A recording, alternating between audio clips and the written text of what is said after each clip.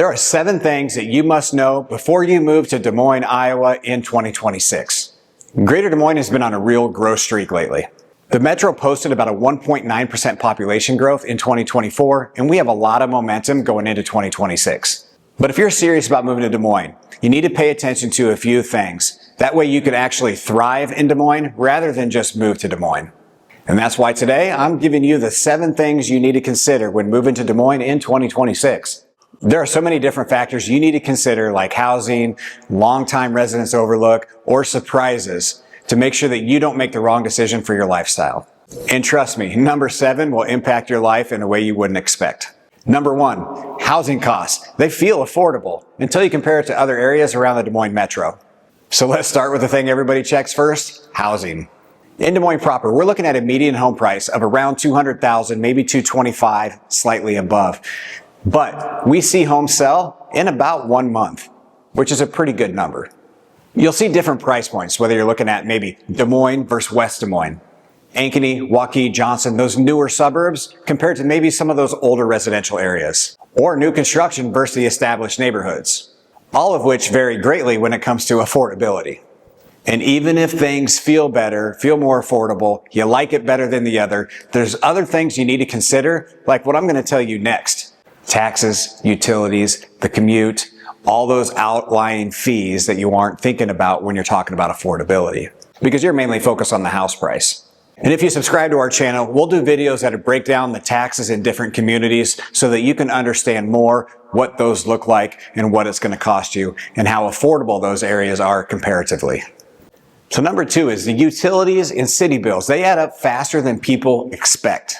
And this can be where relocation budgets get blown up. In Des Moines, your monthly costs aren't just electricity. You're often stacking on your water, your sewer, stormwater, trash, even sometimes HOA dues. As a matter of fact, Des Moines Water Works just approved for 2026 a 7% increase on your water bill. That's effective January 1st, 2026. So if you didn't know, now you know. Des Moines Water Works even shows an example of bundling your water, your sewer, your stormwater, your garbage. It can total around $225 a month per household on average. Electricity in Iowa is typically a little bit less than other areas, coming in at 16 cents per kilowatt. But the bigger point is people calculate their mortgage payment, maybe their insurance, maybe taxes included, but then that's where they stop. There are other expenses to life, and Des Moines is pretty comparable and even a little bit better when it comes to electricity. Number 3 thing to consider are microclimates. Here in Iowa, weather causes a lot of problems. So we have a lot of weather whiplash, but that is also a reason why a lot of people really like Iowa. In San Diego, you might have a situation where you have different costs inland and on the shore. In Des Moines, we have what they call seasonal swings. We can have humid summers. We could have wind-driven cold snaps. And of course, those random 40-degree temperature changes that can seemingly happen in just a few hours. Des Moines averages about 2,686 hours of sunshine per year. Florida averages around 2,900. And up in Oregon, you get around 2,300. They get a lot more rain than we do. Down in Arizona, they get around 3,800 to 4,000 hours of sunshine. And if we go all the way up to Detroit, you're looking at about 2,350 hours of sunshine per year. So as you can see, Des Moines sits right in the middle, which that's kind of nice. Like Iowa nice. But the importance of that is that it affects your daily heating and cooling bills. Your car choices, whether you have 4-wheel drive or 2-wheel drive. Your driveway and sidewalk maintenance. This winter, we've already shoveled 3 different times and we're just in the middle of December. And by the way, if you're new here, my name is Tim Scheib. I'm with Real Broker. I've been a real estate agent in Des Moines Metro for 2 decades. I help families relocate to Des Moines Metro from all over the country.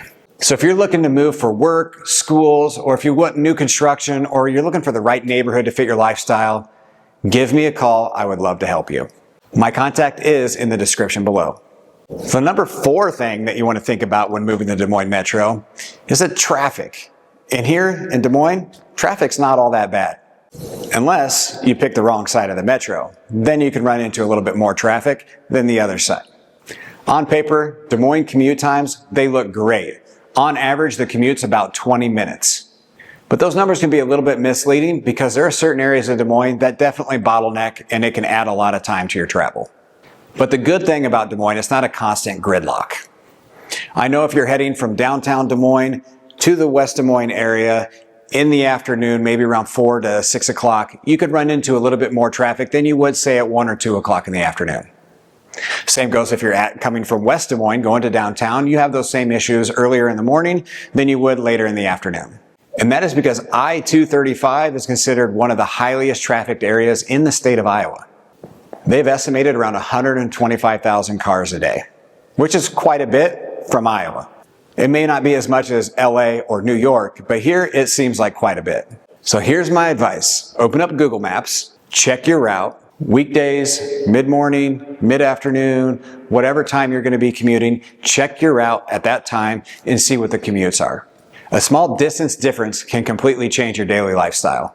And number 5, the fee avalanche in Des Moines is mostly taxes and assessments. Because Iowa is constantly ranked high as far as property taxes go compared to the rest of the country. And locally, your tax bill depends a lot on your tax district and also school levies.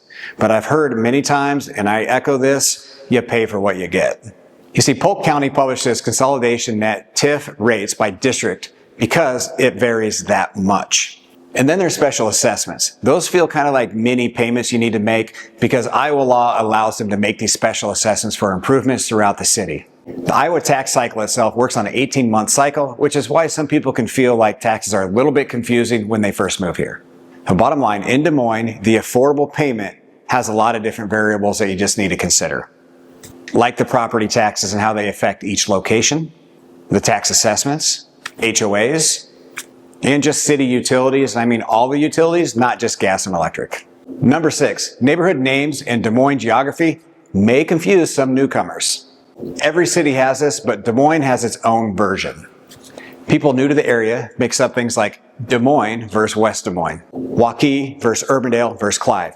You know, you can cross the street and be in a different city in 3 different areas. I like to call it Clive. I kind of made that up. And then you got Johnston and Grimes. Again, you can cross the street and be in the other city just like that. It can get a bit confusing.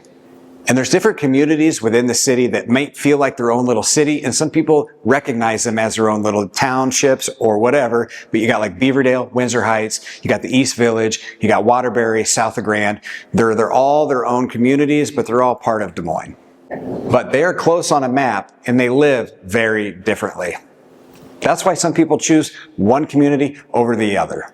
And number 7, the Des Moines Airport plus winter travel reality will change how you plan your trips. So here are a few things people don't think about until they actually live here. The airport says it has welcomed more than 3 million passengers, more than the previous year for the last 2 years. Not too long ago, the Des Moines Airport became the Des Moines International Airport, which was a big improvement. And most recently, they're adding a new terminal, which has 18 to 24 new gates, adding more planes and more travelers, and they're updating their dining and their retail inside of the airport. But the Midwest travel reality is snow and ice events cause major delays. Road conditions can actually be a bigger problem than flights. And winter travel can make a simple trip into a full day ordeal. And one thing you might not think about, with the different seasons, winter and summer, the roads take a lot of heat. They get a lot of potholes. They try and fix them every year. So you have a lot of delays with road construction because they're fixing potholes and fixing concrete. In addition to that, your car has a lot of wear and tear from the salt and hitting potholes. You might have some more expenses as far as maintenance goes with your vehicles. This doesn't mean don't travel. It just means prepared when you're about to travel. You know everything going into it and you can expect some delays most of the time. So those are the 7 things that can help you thrive in Des Moines rather than feel frustrated after you move to Des Moines. Des Moines can be an amazing place. The people here are super nice, and there's a lot of people who move back to Des Moines because the 4 seasons is really nice to have. A little bit of change every once in a while can bring a lot of happiness. But to be successful when moving to Des Moines, I just want to make sure you understand all the costs involved and make sure it fits the lifestyle that you want to have. So if you're thinking of moving to Des Moines in 2026, don't guess your way through it. Reach out and I'll help you come up with the pros and cons in the budget things that you need to make a good move to make sure it's the right place for you. Because again, we hate surprises. I want to thank you for watching the 7 things you need to consider when moving to Des Moines in 2026. Make sure you subscribe and follow along for more great information on the Des Moines Metro.